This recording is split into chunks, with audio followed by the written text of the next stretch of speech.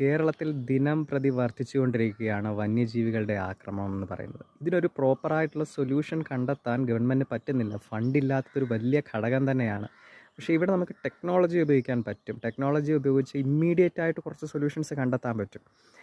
ഉദാഹരണം എന്താണെന്ന് വെച്ചാൽ, നമുക്കറിയാം, മലയാളികളായിട്ടുള്ള കഴിഞ്ഞ 20-25 വർഷത്തിനിടെ കേരളത്തിൽ നിന്നും ഒരുപാട് എഞ്ചിനീയർമാരുണ്ടായിട്ടുണ്ട്. സോഫ്റ്റ്വെയർ ഫീൽഡിലാവട്ടെ, മറ്റ് ഇലക്ട്രോണിക്സ് കമ്മ്യൂണിക്കേഷൻ ഫീൽഡിലൊക്കെ ഒരുപാട് എഞ്ചിനീയർമാരുണ്ടായി.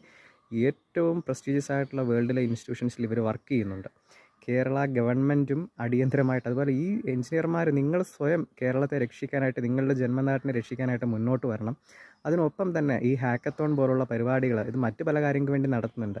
ഈ വന്യജീവികളെ ട്രാക്ക് ചെയ്യാനോ അല്ലെന്നുണ്ടെങ്കിൽ ആൾക്കാർക്ക് തീർച്ചയായിട്ടും ഇൻഫർമേഷൻ വേഗത്തിൽ കിട്ടാനുള്ള ആപ്ലിക്കേഷനുകളോ, ഇത് മാത്രമല്ല, ഇങ്ങനെ ഒരുപാട് സൊല്യൂഷൻസ് ഇവരുടെ കയ്യിലുണ്ടാകും. പക്ഷേ ഇവരുടെയൊക്കെ മനസ്സിലുള്ള ആ സാധനം പുറത്ത് കൊണ്ടുവരാൻ ഒരു കോൺക്ലേവ് പോലെ എന്തെങ്കിലും, അത് ഓൺലൈനായിട്ടോ അല്ലാതെയോ ഊർജിതമായ രീതിയിൽ ഗവൺമെൻറ് നടത്തുകയാണെന്നുണ്ടെങ്കിൽ ഇപ്പോൾ കേരളം നേരിട്ടുകൊണ്ടിരിക്കുന്ന ഈ പ്രശ്നത്തിനൊരു വലിയ പരിഹാരം ഉടനെ കണ്ടെത്താൻ പറ്റും, ഏറ്റവും ചിലവ് കുറഞ്ഞ രീതിയിൽ.